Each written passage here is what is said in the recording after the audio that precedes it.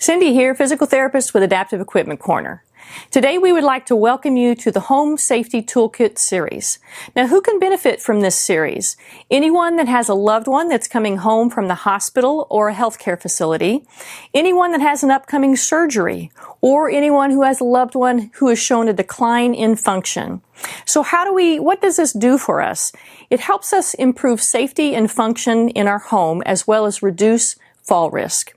So what we're going to do with this series is we are going to walk you through the different rooms in your home so that you can check off areas of concern. And then we will give you suggestions on how to correct those areas of concern.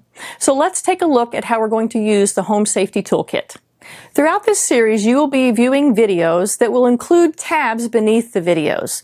The first tab will be labeled Comment Section and will include information from the video as well as links to equipment that may be helpful. The second tab will be Additional Resources. In this area, we will link you to any video that we might think might be helpful.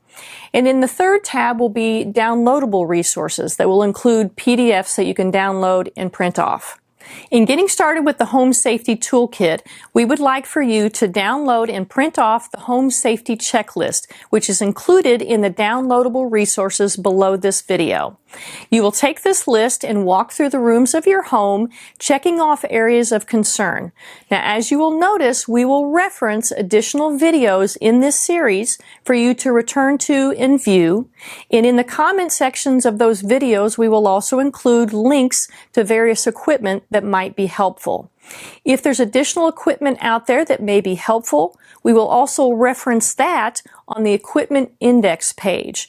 That is also included in the downloadable resources below this video.